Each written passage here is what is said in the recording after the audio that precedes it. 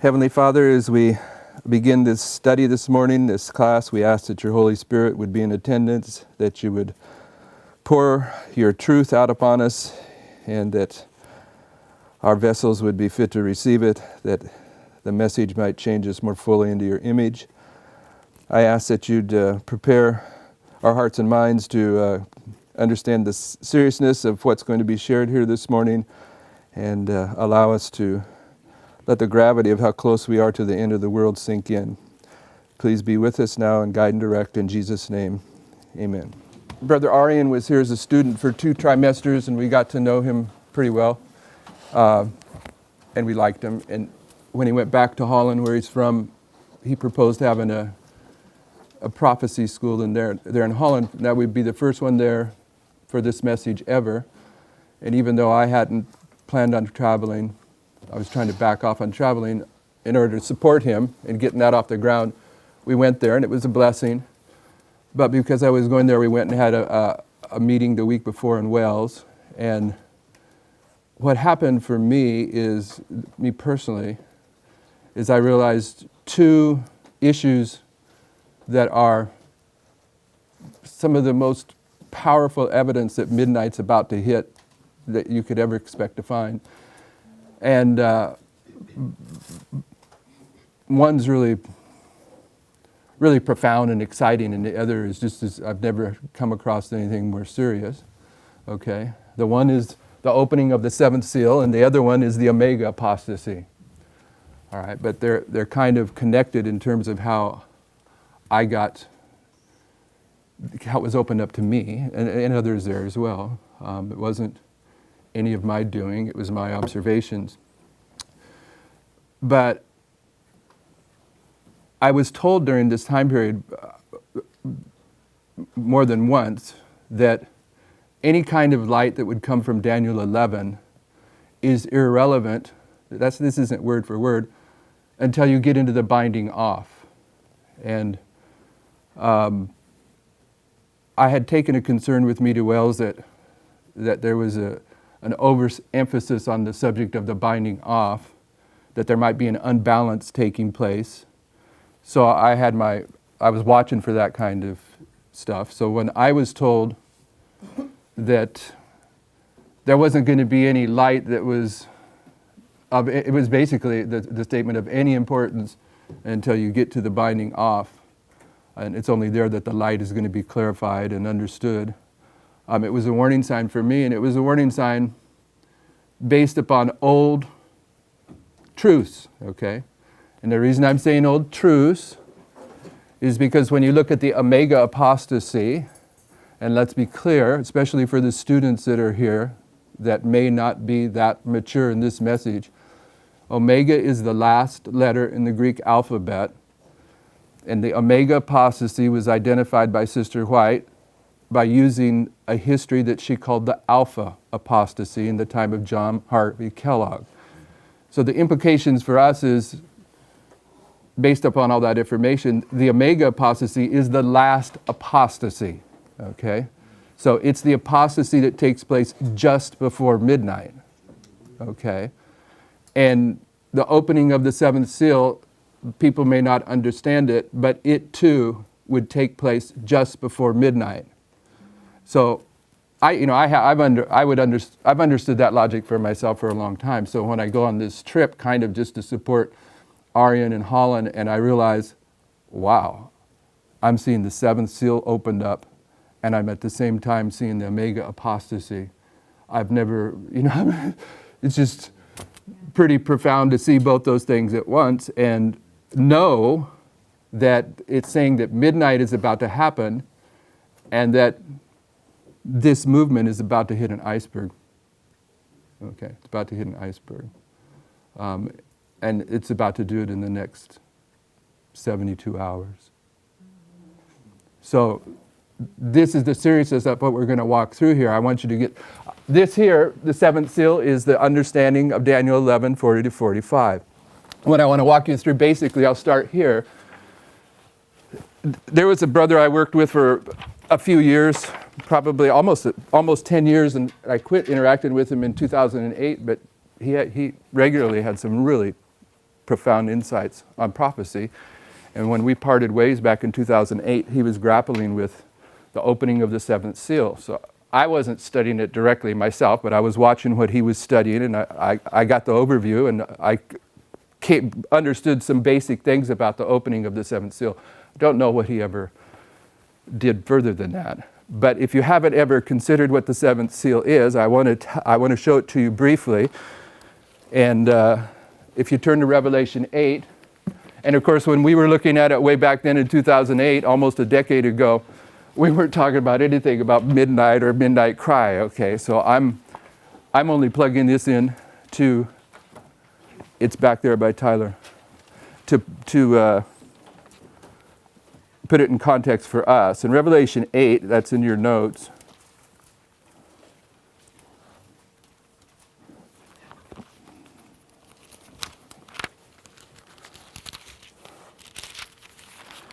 Now, I know some of you in this room will understand what I'm going to say here. You may understand what I'm going to say here, and for all I know, you may understand it, but you may disagree. You might have a little bit of different slant on it, okay? So I'm not arguing the validity of what I've put up here in terms of midnight to the midnight cry. What I'm going to tell you is there's several things you can plug in here. This is the effect of every vision, right? So what I'm plugging in here, just to make a point, is the plagues of Egypt, okay? Amen. All right, 1, 2, 3 brings you to this point here where we see the cross, and then you got 7 plagues up to the midnight cry. I'm not trying to teach anything about that. I don't want to argue with you if you have a little bit of a different nuance on it. I just want you to understand that this history of the binding off, you can pretty much put this in place, okay? My problem is that what I've seen is that the people that are the experts on the symbols and the lines that go in there, my concern is that the applications that they're making about when they do that are maybe skewed, okay? And you need to understand, one thing you need to understand, I think, is that when you're talking about the omega apostasy in this movement, just before midnight, logic demands that you understand that this will be the most subtle, difficult apostasy to work through of all time. This is Satan's final attempt, okay? So he's put things in place for a long time, and the track of truth and error run close together. I'm saying that on purpose. It's a phrase, where that phrase comes from is a passage where Sister White is speaking about John Harvey Kellogg and alpha apostasy. Okay? So it's not going to be a blatant, it's not going to be as easy to see as the argument that we had several years ago in this movement about Joel. Okay? It's going to be more subtle. All right. So with this in mind, what I'm responding to, my point here is that I was informed that on Saturday night, after we spoke, we went to this brother's house that has dug this information out on Daniel 11. And I couldn't right then and there repeat it because we were there several hours and it was very thorough and very complete. But I could tell it was right. I could tell it was right because I've handled Daniel 11 for 20 years. And I could tell it just, I just knew it was right. I knew I had to wrap my mind around it. Which I tried to do very rapidly, but I was told in this time period that there'd be no light from Daniel 11 that was of any significance. Any light on Daniel 11 is going to come in here, all right? I knew that was wrong, okay? And I'm going to share with you why that's wrong if you can see it. If you go to Daniel 8, verse 1, Revelation 8, verse 1, and when he'd opened the seventh seal and there was silence in heaven about the space of half an hour, I saw the 7 angels which stood before God, and to them were given 7 trumpets. Just so you get my logic, the 7 trumpets can be lined up with the 7 last plagues. The 7 last plagues have been typified by the 7 last of the 10 plagues in Egypt. So it's pretty easy to plug these 7 trumpets in right here at a prophetic level. Are you with me? Okay. And another angel came and stood at the altar having a golden censer, and there was given unto him much incense, that he should offer it with the prayers of all the saints upon the golden altar which was before the throne. And the smoke of the incense, which came up with the prayers of the saints, ascended up before God out of the angel's hand. And the angel took the censer and filled it with fire of the altar and cast it unto the earth. And there was voices and thunderings and lightnings and an earthquake. And the 7 angels which had the 7 trumpets prepared themselves to sound. Okay, so what I'm wanting to suggest here is that these 7 angels here that are going to sound, they're preparing here. And in the time period in here when they're preparing, that there's silence in heaven for a half hour. And we can put an hour in here, right? This period's an hour. So a half hour is putting you in the middle. Okay, now 3 out of 10 isn't, it should be 5, it's in the middle, but we're not worried about that. We have justification for putting this silence in here. Everyone following the logic? So, why do I have 6:17? Okay, go to Revelation 6:17. I know why I have that in there. I just want to make a little bit of case about what the silence represents. It's not important to what I'm trying to say, but in verse 17 of chapter 6 of Revelation, it says, "For the great day of his wrath is come, and who shall be able to stand?" And this comment in here from Early Writings, page 15, says on the top of page 1 of your notes, "Then all faces gathered paleness, and those that God had rejected gathered blackness. Then we all cried out, who shall be able to stand? Is my robe spotless?" This is Revelation 6:17. And the understanding of this, in verse 17 of Revelation 6, it asks a question, and then chapter 7 is describing who's going to be able to stand. The 144,000 and the great multitude. Okay, so the answer to that question in verse 17 is chapter 7. And then that leads you right in to verse 1 of chapter 8, and he opened the 7th seal. Okay, so back to the quote, it says, "Then the angels ceased to sing, and there was some time of awful silence." Okay, so she's commenting on this silence too. "When Jesus spoke, 'Those who have clean hands and pure heart shall be able to stand. My grace is sufficient for you.' At this our faces lighted up, and joy filled every heart. And the angel struck a note higher and sang again, while the cloud drew still nearer to the earth." Okay, the next quote from Desire of Ages. "In Gethsemane, there was silence in heaven." You see that bold-faced out there in the second paragraph. Okay, so what I'm saying is, can we put Gethsemane in here? Yes. Okay, so there's silence in here. All right. So the cleansing of the temple, there's an awful silence in the next quote, cleansing of the temple. When the Lord comes down on Sinai, before he speaks, there's an awful silence. Can we put all these passages in here and line the silence up? Okay. Now you may think that I'm talking about this binding off and the silence, but I'm not. That's not my point. I'm going to argue that also in Revelation 22:1, when he pronounces, "He that is unjust, let him be unjust still. He that is righteous, let him be righteous still." 22:11, what did I say? 1. Okay. That's a parallel passage to Daniel 12:1. Okay, when Michael stands up in Daniel 12:1, he's making a pronouncement of, "He that is unjust, let him be unjust still." They go together. And when God spoke at Sinai, the earth is silent. Okay, so what I'm saying is that in these major salvational events, you just think about it. Okay, Christ is dying on the cross. Do you think any angels in heaven were singing at that time? Or were they talking to each other about a conversation they had yesterday? There's silence in heaven at these major salvational events. Is the binding off of the priests a major salvational event? Okay, that's all I'm trying to put in place. But now I want to make my point, if you can see it. In Revelation 8, verse 1, it says, and when he had opened the seventh seal. Where is the seventh seal opened? Before midnight. It's opened before midnight. I have arguments to bring to you on that. The seventh seal is opened here, and then the silence begins.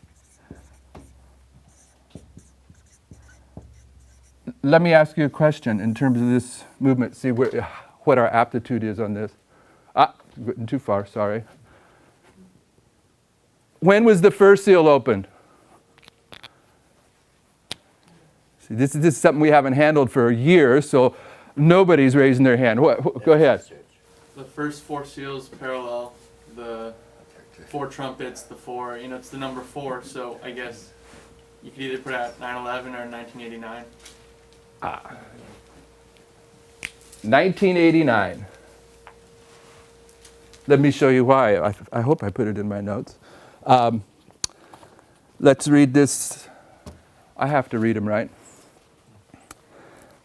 Great Controversy 356 tells us that the time of the end was 1798. Okay, but it's typified 1989 for us. This is the time of the end for us. So the next quote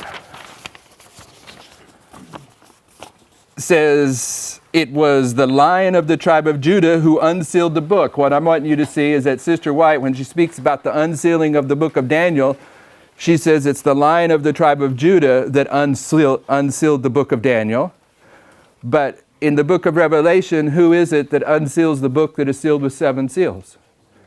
It's the Lion of the tribe of Judah. So Sister White is connecting the work of Christ in the book of Revelation of removing those 7 seals with the work of Christ in the book of Daniel, unsealing the book of Daniel in 1798 or 1989. Now, if you didn't follow that logic, there's a passage here by James White that expresses the pioneer understanding of this, and he's going to tell you just what I'm trying to tell you, and that is the Lion of the tribe of Judah that removes the first seal, and that is the increase of knowledge when the book of Daniel is unsealed. And in Revelation, this process of escalating light throughout this history is portrayed as 7 seals. 1, 2, 3, 4, 5, 6, 7. Okay? So in this history, there is a progressive unsealing of truth all the way to the end. And my argument is that the 7th takes place before midnight. Not in here. Okay? And the only reason I'm making this argument is because I'm having a knee-jerk reaction to what I perceive as a dangerous attitude about trying to put everything in here and not acknowledging what is being taught in these other lines first before you plug them in here. I'm not saying that I understand. I have no problem. I've had less problem with the concept I'm going to share here with you for longer time than anyone else, because I've understood for probably 20 years that every passage in the Bible can be put on Daniel 11, 40 to 45. That's why it's the little book, okay? I've understood that for years. So for me to understand that there's a new way that we can see the effect of every vision in this binding off, that it all can be plugged in there, I'm not threatened by that concept at all. What I'm saying is, from here to here, if this is the opening of the 7th seal, 7 seals, all of them progressively, that we need to learn the lesson about what the 7th seal represents before midnight, okay? Not expected to be in here, and that's that's what was inferred. So let me read what James White says so you can see my point. What Daniel was commanded to seal up and close, Daniel 12:4, is now through the all-powerful mediation of the Lion of the tribe of Judah. Jesus is the one that's unsealing the book of Daniel, but when he does so, he identifies himself as the Lion of the tribe of Judah, revealed unto us. Hence, many run to and fro, and knowledge is increased. You see, he's combining the unsealing of the 7 seals and the unsealing of the book of Daniel. This is pioneer understanding. Never since the days of our Lord's first advent was the prophetic word so much studied. So many of the ambassadors of Christ engaged in this pursuit and so much written on this subject. The revelation of Jesus Christ contained in the Apocalypse showing the coming of the Just One with all his saints to the destruction of the apostate nations is now made so plain to the church that none can, or at least ought to be, ignorant of it. This, however, is a privilege belonging only to the faithful. For it is written that none of the wicked shall understand, but the wise shall understand. So St. Paul speaks. But ye, brethren, are not in darkness, that the day should overtake you as a thief. Ye are all the children of light, and the children of the day. We are not of the night, nor of darkness. Though the true light now shineth, it enlighteneth only those who believe. Those who are paying a prayerful attention to these things have, like the Israelites of old, light in their dwellings, whilst the rest of the world are sitting in darkness, even darkness such as may be felt. The opening then and unfolding of the prophetic word is another convincing proof that we are arrived at the end of the age. The unsealing of prophecy and the revelation of the mystery of God being reserved unto the time of the end. Okay? Now I want to make my point if you can follow it. And this is old stuff we taught years and years ago. If we were going to put this into Millerite history, this unsealing of 7 seals, we put it from 1798 to October 22nd, 1844. We put this history from the unsealing until the door closes in October 22nd, 1844. So in this history, you're going to have 1, 2, 3, 4, 5, 6, 7 seals unsealed in the Millerite history. Yeah, it's many things, but I just want to deal with the seals. I want to make one point here. What in Millerite history, what was the first thing that was unsealed to Miller? What did he come to a conviction of from all those prophecies? That Christ was coming on or about 1843 to, cleanse the earth with fire, which he thought was the sanctuary. Okay? So, this is the first message. What would be the last, the 7th?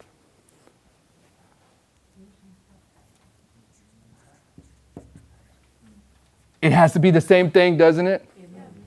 Okay, what his understanding was somewhere on or about 1843. What was the last revelation in this history? It was the midnight cry message that took this very prediction and fine-tuned it to identify October 22nd, 1844. So the unsealing of the 7 seals is going to take place before the door closes, and the last revelation is going to be the same as the first, only more information. You follow me? So for us, the first revelation is Daniel 11, 40 to 45. The last will be Daniel 11, 40 to 45. And that's what's happened with this light that has come out from a brother named Chawatu in Wales. Okay? So my point is, it's got to come before the door closes. So for us to have the mentality, because we're so focused on the binding off, that any insight of Daniel 11 isn't relevant until you get into the binding off period, to me is evidence that someone is getting a little bit unbalanced about their understanding of the binding off. Okay, and if that's all there was to it, then so be it. So on Sabbath, I'm going to try at the worship hour, it's my turn to present, to give you an overview of the first, maybe we can get to verse 17, the first 17 verses of Daniel 11, and show you how they line up with Daniel 11, 40 to 45. But what they do, this is verse 41, and this is verse 40. They're going to show you 1798, 1989, and the Sunday law, which is verse 41. But unlike the first revelation of Daniel 11:40-45, they're also going to mark midnight and the midnight cry in this history, which is consistent with what we're understanding. The seventh seal is adding the waymarks of midnight to the midnight cry into the history of Daniel 11 verse 40, right at the very time that we're looking at the binding off. You follow my logic? Okay, that's what I'll try to at least give you the basic of that on Sabbath, Lord willing. But now, switching gears to the Omega Apostasy, all right?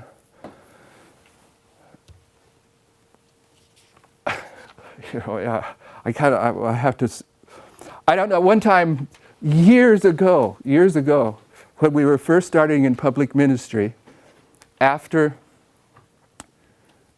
we left the ministry we were working at, we started sending out a monthly audio tape. It was a cassette tape, if some of you are old enough to remember cassette tapes, all right? And we'd mail one out a month. And I went through this particular vision that we're going to read here. It's Apocrypha. Well, I say that because it wasn't written down by Ellen White. Willie White never recorded it. It was never recorded officially by the Ellen White estate or Ellen White.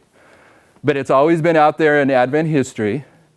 And I presented this years ago, and I went through, and my approach was not to say it was correct or incorrect, but I went into other areas of the spirit of prophecy and showed that essentially everything that's in here she teaches somewhere else. So whether it's an invention by someone or not, it works, okay? And there was a camp meeting that was held after that in Southern California, where the theme was, the speakers were telling about what a heretic I was for using the railroad depot vision. Okay, so I want to let you know I'm familiar with this vision. I've shared it before, and I've taken flack over this. But this has been introduced here recently into this discussion, and it's essentially to show that Future for America is the counterfeit organization that is the Omega Apostasy on planet Earth. Okay, so when confronted with this revelation, I began listening to what was being shared, and I'm going to take those claims apart piece by piece over the next few worships that I'm going to do here. But I'm going to start with this one, okay? If you're not familiar with this, we'll read it. It's kind of self-explanatory. Loma Linda Train Station Vision by Elmer Johnson, okay? And he wrote this in 1946. When you get to the end of this, you'll see that this is something that he recorded in 1946. So here's what he said. Brother Will Ross, now deceased, was a personal friend of mine for about 45 years. In our church fellowship, we very often spent Sabbath afternoons discussing his experience in the message and his conversations with Mrs. Ellen G. White. About 1908, while living in Loma Linda near Sister White, he frequently accompanied her in her walks and would discuss the message in future events. On one of these occasions, while waiting at the railroad depot, in company with Sister McKennifer and Elder D.E. Robinson, her granddaughter's husband, Sister White related to the three of them about the storm of persecution that was to come upon Seventh-day Adventists. Brother Will related it to me as follows. Now, you can get out on the internet and you can find at least two variations of this. And I have the one variation, the part that is a variation, inserted here in the box, okay? It's only really one word that's changed. It doesn't really impact anything, but I'm saying that if you're going to go look at this, you can find it at least more than one, all right? So here is the vision. Sister White told us that as we three stood there on the depot platform, that a terrible storm of persecution was coming like a windstorm that blew down every standing object. There was not a Seventh-day Adventist to be seen. They, like the disciples, forsook Christ and fled. All who had sought positions were never seen again. In the concept of the binding off, this would be placed right here. Okay? The disciples all fled. This is what's being suggested is right here. This storm of persecution hits, and you're not going to see any Seventh-day Adventists after this storm passes by. Next paragraph. After the storm, there was a calm. Then the Adventists arose like a great flock of sheep, but there were no shepherds. They all waited in earnest prayer for help and wisdom. And the Lord answered by helping them to choose leaders from among them who had never sought positions before. I'm going to put it in the record here at this point because this will be an issue as we proceed. If you want to say that I sought a position, go ahead. I never sought any position, though, in reality, but if you want to put that charge upon me, fine. And if you want to say that at the beginning of last year, when there were 3 brothers that happened to be here at the same time, and they were all having issues with the groups that they were interacting with around the world, groups that wanted to know about baptism, rebaptism, marriage, and communion service, if you think that any of those 3 men were coming to me as the leader and saying, I want to participate, can I be involved with this? Then you're misrepresenting what went on. All we were trying to do is put in place, beginning something in place to where as this message is this network of the movement spread around the world, that in places that have these needs, that we were putting some kind of system in place to make that happen. But we have never once had a discussion yet where we voted in any way about how to discipline or control anything.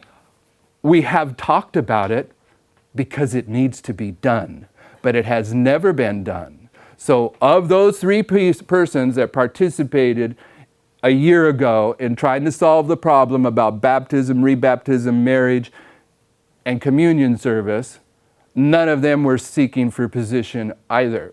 But it is now being taught that this is what happens because we all get swept away with the storm and are never seen again because we had sought for position because we are the counterfeit movement. Okay? It's okay.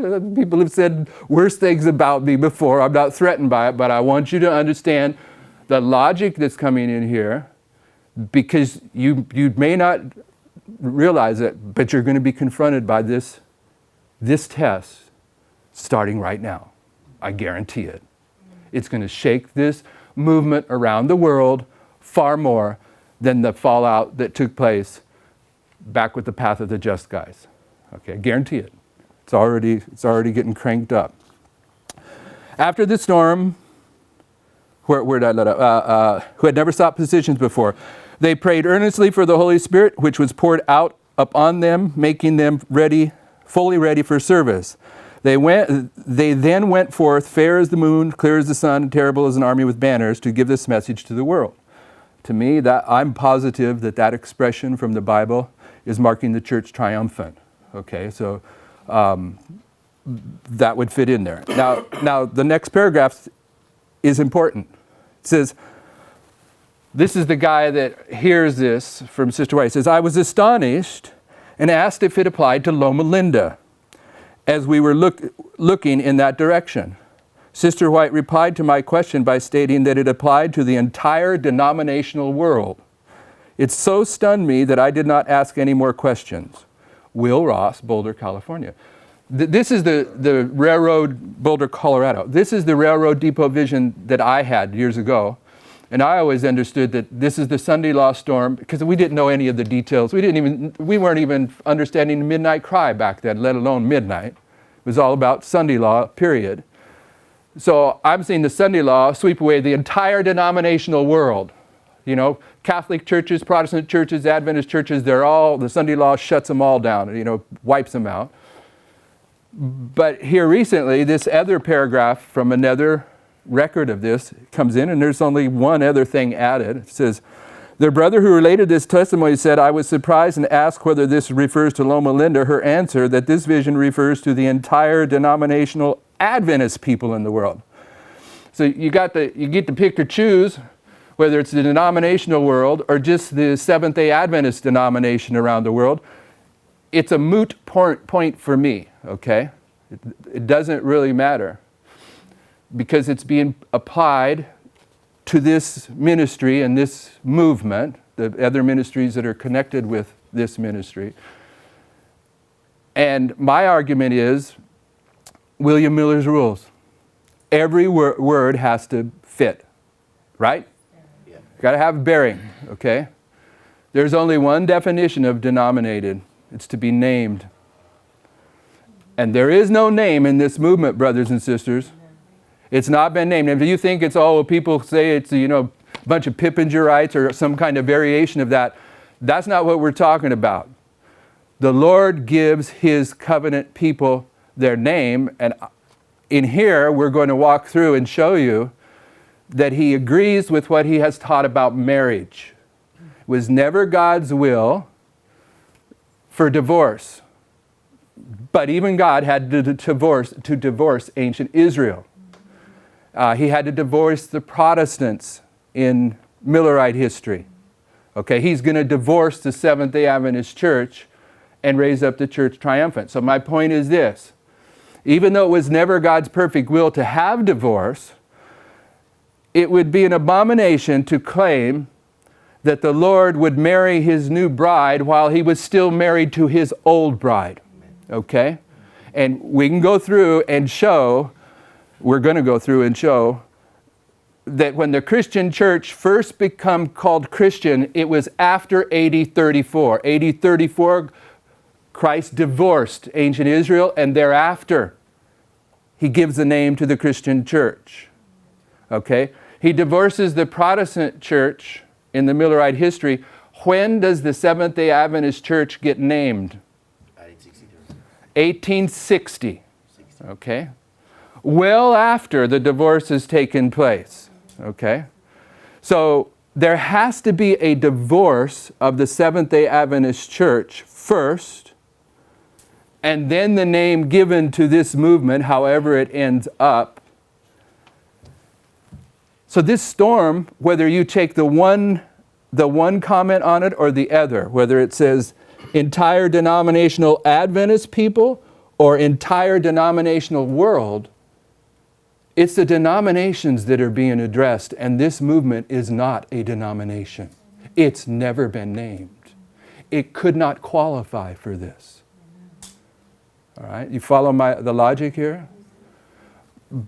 But because there has been a model put in place previous to this, it's allowing some to make that claim in conjunction with that what took place at the beginning of last year was an unholy work demonstrating that the leaders that were involved there are these counterfeit leaders. All right? And the statement was plainly made that anything that we do in this history leading up to midnight in terms of working to set up a network of around the world is irrelevant, because the Lord is going to organize the church in this history with the Church Triumphant. Now you got to know that everything I'm saying here, I'm saying purposeful, okay? Because if you haven't looked at the Alpha and the Omega, this is not all. This is not all. But these are, if you want to hand these back, these are some of the prophetic characteristics of the Alpha and Omega that we're going to deal with over the next period of time. Okay?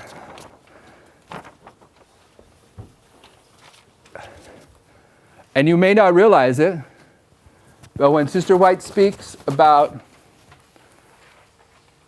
the alpha of errors in the alpha apostasy, the alpha apostasy is a whole apostasy, but she mentions the alpha of errors, and she takes it back to the 1850s. She says, this is similar to what I had to meet with the fanaticisms back in Massachusetts and Vermont, and you go back into that history, and Sister White, and all this is in the notes that we'll be looking at over the next few days. Sister White had to meet a fanaticism in the early part of her ministry, even began before she was married, where people were saying, it's a sin to work. We're now in the Jubilee, and it's a sin to work. She had to deal with that, okay? But if you go into the great controversy, there's a paragraph, this will be in your notes too, where Sister White's talking about the fanaticisms that came during Martin Luther and the reformers. She names about 4 or 5 reformers, and she says there was always fanaticisms that they had to meet, and then she goes to define what they were, and they were fanaticisms that you don't work. Okay? So that's why on this list you got work. Okay, you got several witnesses from the great controversy. There's a fanaticism that's going to take place at the end of the world, because all of those histories are speaking about the end of the world. And it's going to be about whether it's a sin to work or a sin not to work. In the beginning of Millerite history, Sister White met a fanaticism, people saying we're not supposed to work, and if you are working, you're sinning. Okay? So you take that and you bring it down to the alpha apostasy in the early part of the 20th century, and Sister White says the alpha of this, I forget how she says it, the beginning seed of this apostasy is what I had to meet at the beginning of my labors. And it's about not working, and you have John Harvey Kellogg, who at that point is refusing to work with the conference in the direction that they're going, and you bring that all down to our history down here, and you know in our Omega apostasy, there's going to be an issue about whether the work that is being done is sin or not sin. Okay, so that's why I'm only told you that one in advance to let you know that every one of these things and more are typified in the alpha apostasy, and they will contribute to what we understand about the omega apostasy. And I want to tell you, it's here. Right when the 7th seal is being opened up, right when we're focusing on the binding off, it's here. Okay? So back to your notes. We go to 7:30, right? And then you what I want you to see about this, you've got some more of his commentary about the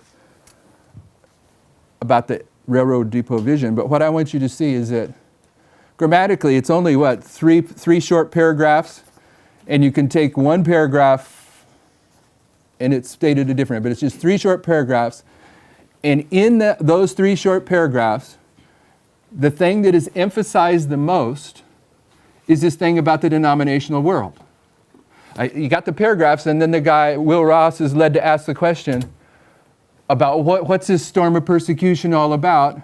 So there's clarification. In that sense, the only thing about the railroad depot vision that Will Ross wants to find more out about is what this storm is. So what gets emphasized is that it wipes out the whole denominational world, or the whole denominational Adventist world. Okay, and my argument is until the Adventist church is fully passed by, this movement should not expect a name to be given to it by the Lord, and therefore it's not a denomination. So in the bottom of the page, you got Sister White saying, and I hope you're all students of prophecy in tune enough to get this. All right? The reasons why we are the reasons why we are denominated people of God are to be repeated and repeated. When do we need to understand the distinction about the denominated people of God? Right in this history. Okay, you better be straight, because it's going to make a difference. And then you have the name, the definition of denomination, the act of naming.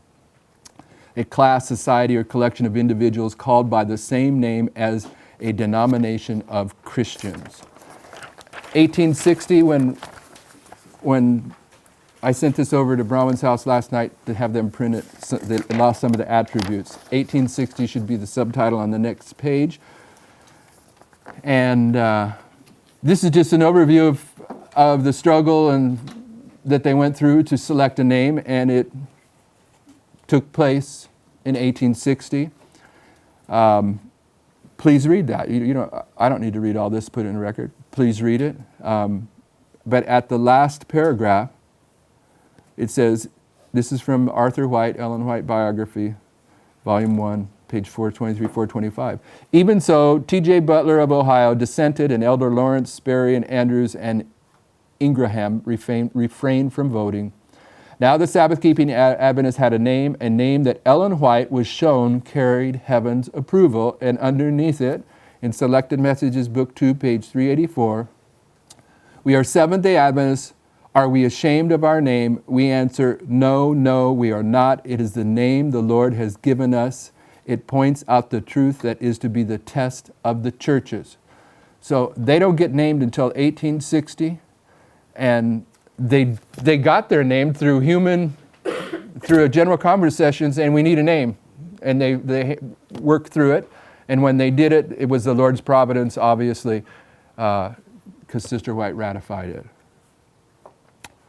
1 Peter 3, 3 through 10 talks about us being a peculiar people, and we can look at that.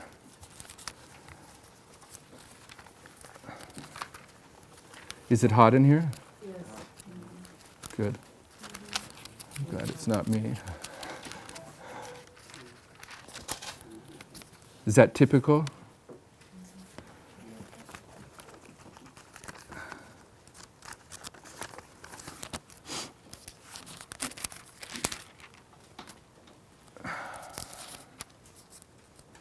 I'm going to jump to verse 9 and 10 of 1 Peter 2.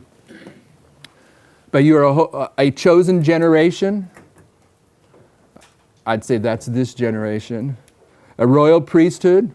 That's what we're looking at, right, as the priests. A holy nation of peculiar people, that you should show forth the praises of him who hath called you out of darkness into his marvelous light, which in times past were not a people, but are now the people of God.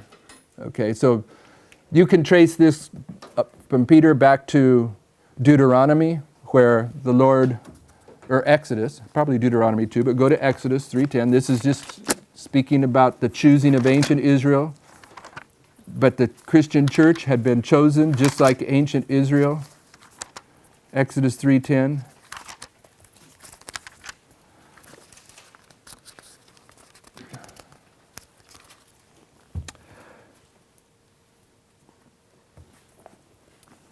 And maybe there is an earlier point in history where Jacob's descendants are called Israel. But the point here that I'm trying to make here is at the burning bush.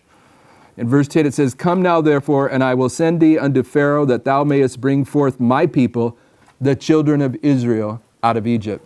So God, he may have already, I haven't done a thorough study, he may have already identified them as Israel, but here they're being named. Okay, this is the children of Israel. They received a name there. Acts 11:26.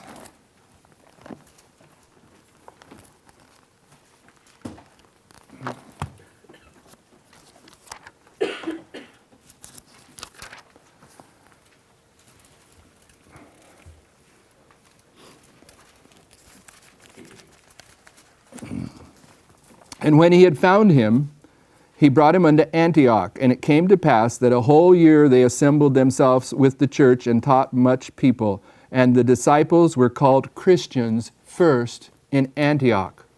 Okay, so if you back up, they're there a year. During that year, they get the name Christian.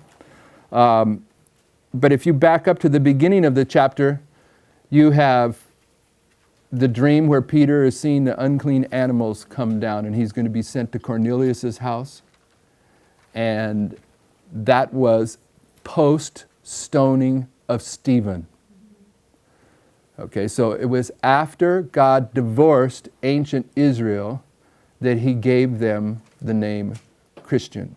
And my whole point is, that's what denominated means, all right? So to be plugging in a group of people that are not denominated into a railroad depot vision that is talking about the denominational world or the denominational Adventist world being swept away it cannot be applied to this movement if you're going to stick with Miller's rules. All right? Would you follow the logic? That you may be wondering, why am I going to such great efforts to make these little points? Because, brothers and sisters, this is a bigger crisis than you could possibly realize that's happening right now. Okay? You got a quote from Acts of Apostles to follow up on this. Okay, so I was told more than once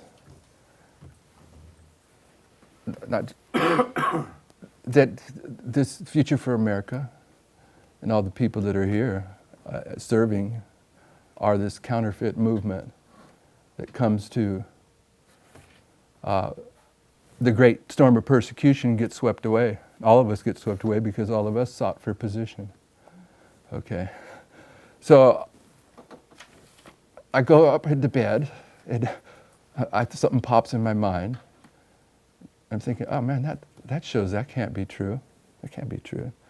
So I get out of bed and turn on the computer and I pull up these two paragraphs that I'm familiar with just to make sure. So I want to submit something to you here, brothers and sisters.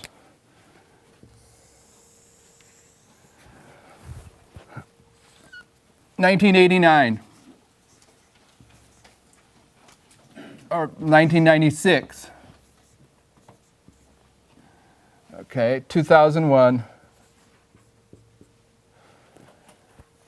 And let's put last year in there.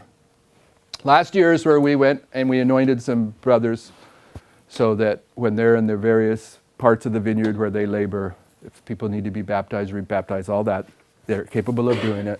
So let's put 2016 here. And we're coming to midnight. The great storm of persecution, all right? So I don't know where you want to put it. Did this movement begin in 1989? Or did it begin in 1996? 96. Okay, everyone's comfortable with 96. It is not my point. I could care less. But this movement began back here. This is the movement. Right? Does anyone want to disagree with Brother William while you have an opportunity? Okay, the movement's going forward, right? What could you argue happened in 2016? Organization. Okay, you could argue that.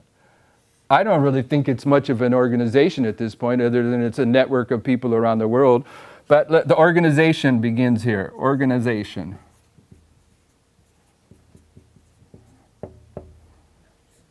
And we're now in 2017, rapidly heading to midnight. Everyone see my point? Okay, easy logic. So here's what popped into my mind. These two paragraphs, and then we can discuss them. In the vision of and this has to do with Alpha, John Harvey Kellogg, the Alpha Apostasy that's typifying the Omega. It says, in the vision of the night, I was shown distinctly that these sentiments have been looked upon. The previous paragraph's talking about living temple. We're going to go through that whole passage over the next few days. So that's the context of it. In the vision of the night, I was shown distinctly that these sentiments have been looked upon by some as the grand truths that are to be brought in and made prominent at the present time.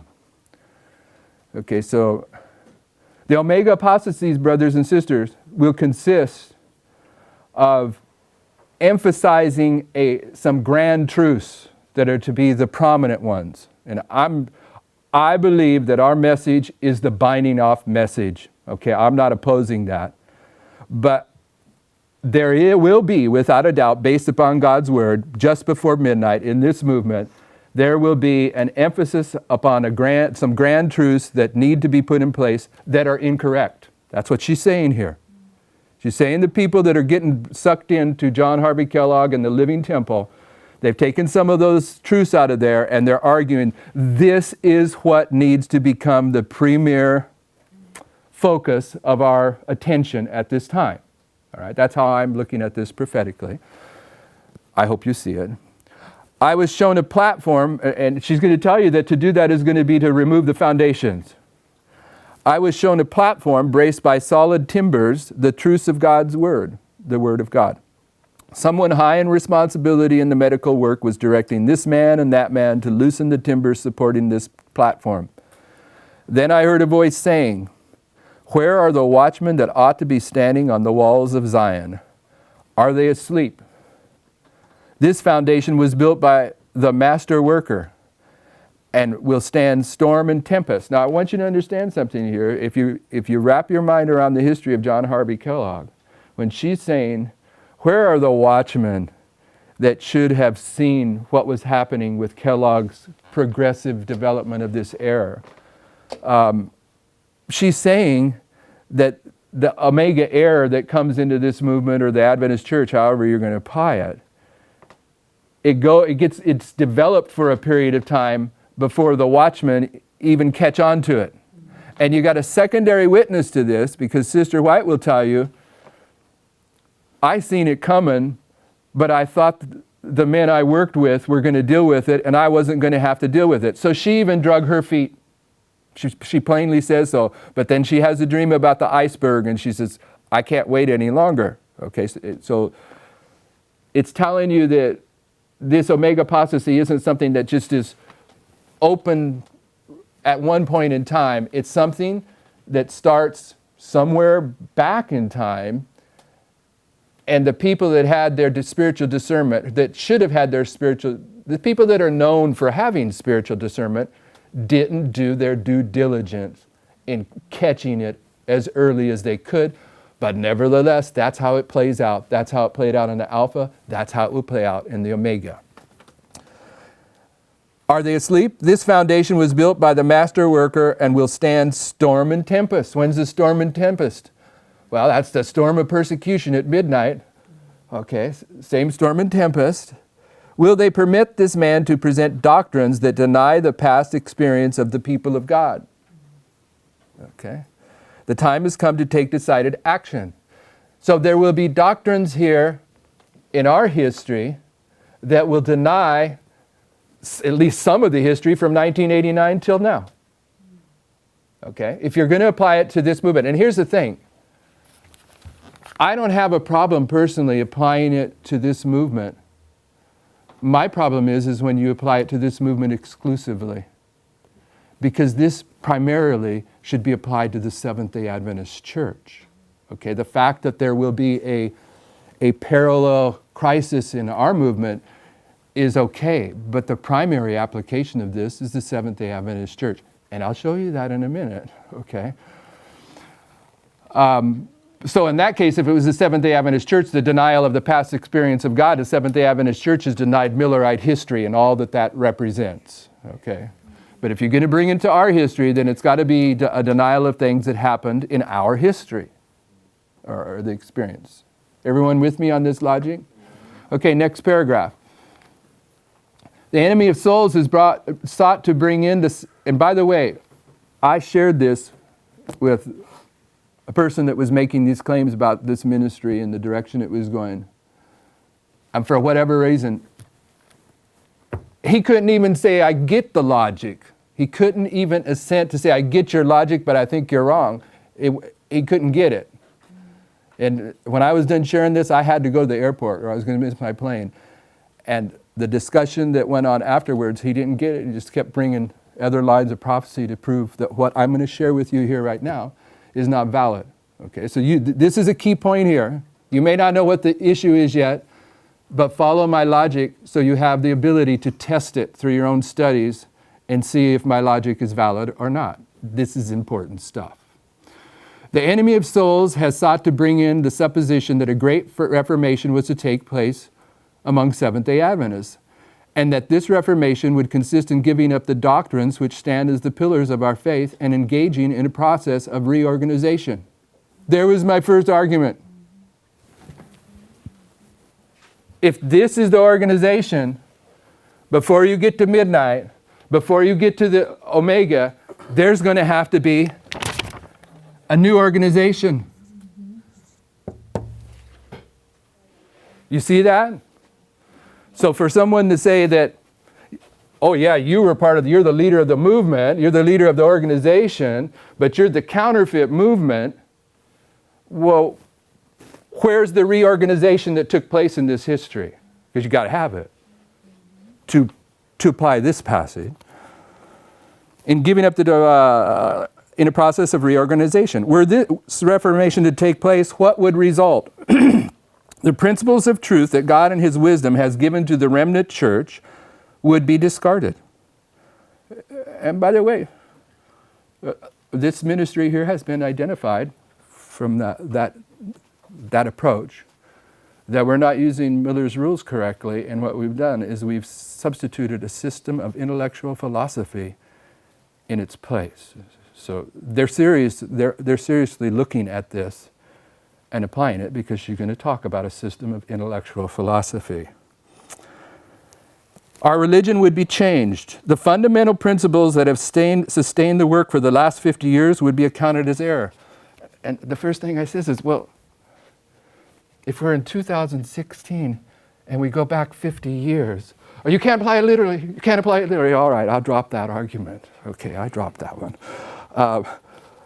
A new organization would be established. On one hand, this is the organization that is being pointed to as the counterfeit organization. But on the other hand, inspiration says that a new organization would be established. And that's also us. Okay? Books of a new order would be written. A system of intellectual philosophy would be introduced. The founders of this system would go into the city and do a wonderful work. Okay? Now, I don't have a problem with that, brothers and sisters. I understand that this going into the cities and doing a wonderful work, it's carried out by the Seventh-day Adventist Church, but the foolish priests of our time period at midnight, they're going to go join with them. The difference here is it's being claimed, and this is the punchline, is that the parable of the 10 virgins only, exclusively applies to the priests. And when you do that, you're cutting all the lines of prophecy about the conclusion of the Seventh-day Adventist Church. You're changing things, brothers and sisters. You're changing things. We were told there was no close of probation or no passing by of the Seventh-day Adventist leadership at 9/11 or any of these points. Okay, so we have lots of lines to show something happened at 9/11 when Josiah disguised himself and was slain by the archer. Ahab was. There's another king that was. It's not popping into my mind. No, that was slain by the archer in a disguise. Saul. Okay, you got 3 witnesses here that the leadership of the Seventh-day Adventist Church puts on a disguise, and at 9/11, Saul dies at 9/11. You can trace Saul with his relationship to David, the leadership here. Something happens to them, but not so now. Because if you carry the idea through that the parable of the 10 virgins is exclusively to the priests, then you have to reach the point of in your understanding that the Adventist Church is not passed by. It has opportunity to be among the Levites. Okay, so all of the information that we have along that we put in place along that line, we need to go back publicly and make a correction on it. And I think those truths, they came in this history. And this history here is where the foundation was laid. And to change those truths and say they all exclusively take over here at midnight seems to me like you're moving some foundations, which is part of what happens, according to Sister White, in the Omega Apostasy. They go into the cities, do a wonderful work. The Sabbath, of course, would be lightly regarded as also the God who created it. Nothing would be allowed to stand in the way of the new movement. Okay? The leaders would teach, and it's a kind of a self-fulfilling prophecy. When someone that we've been working with for a period of time presents to me that the ministry that I'm in is this counterfeit ministry, and all that entails, then at some point in time, if that doesn't get resolved, you're going to cut a relationship with them, at which point they're going to say, you're exercising kingly power. and nothing is going to be allowed to stand in the way of what you're doing, okay?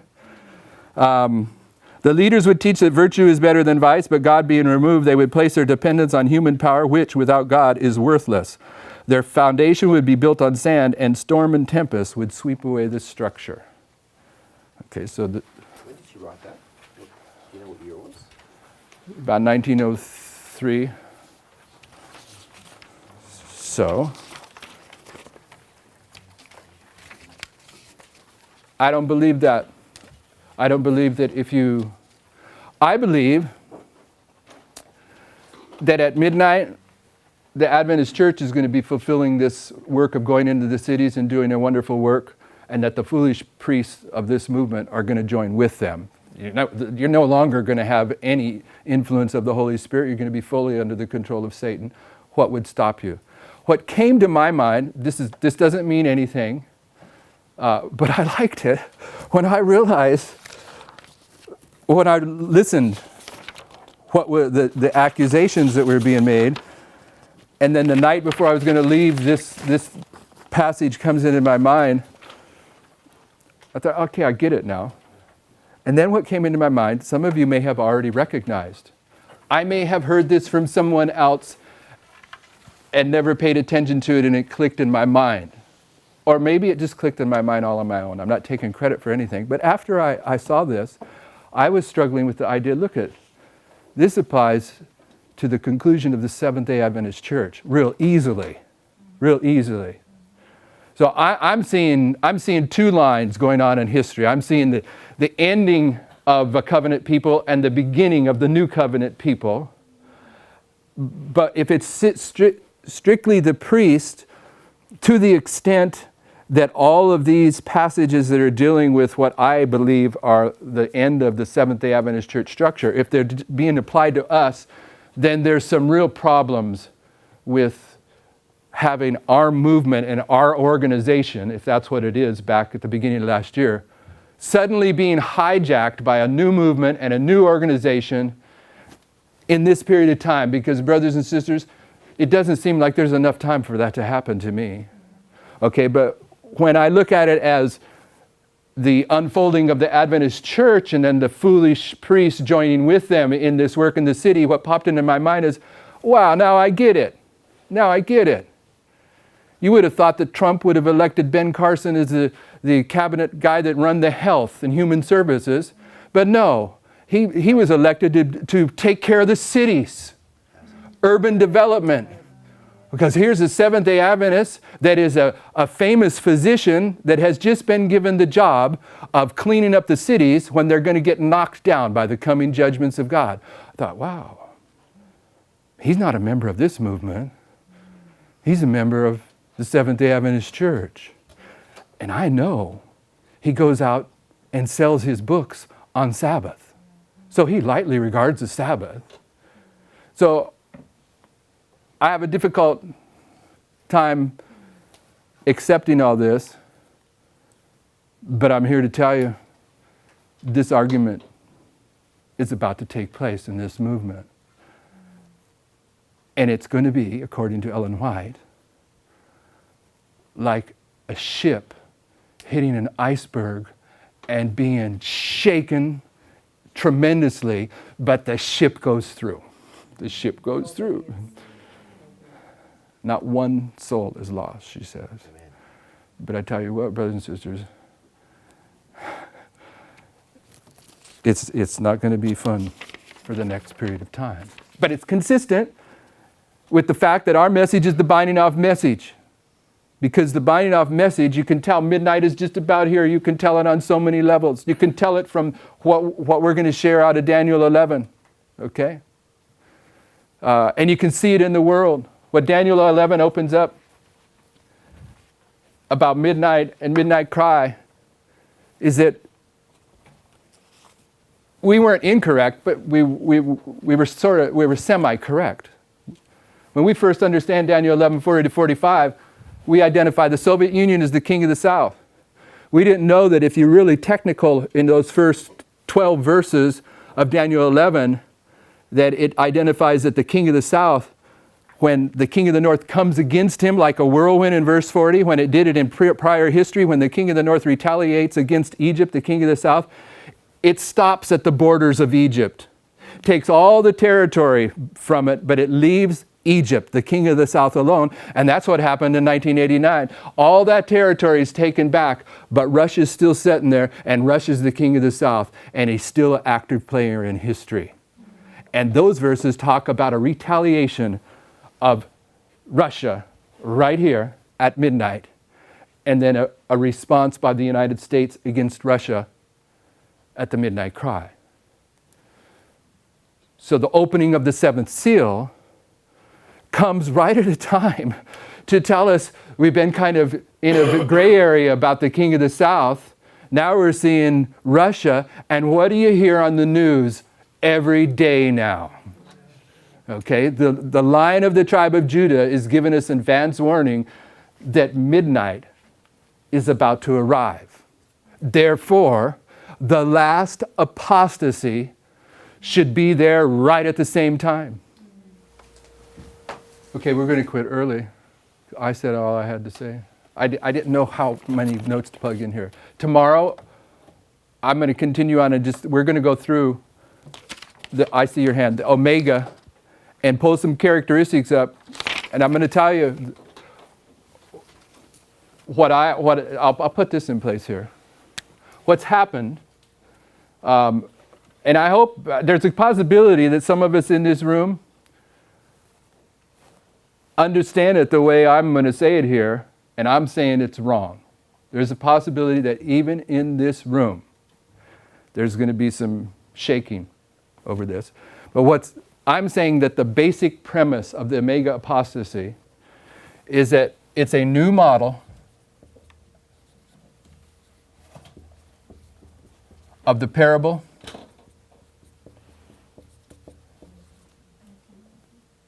of the 10 virgins.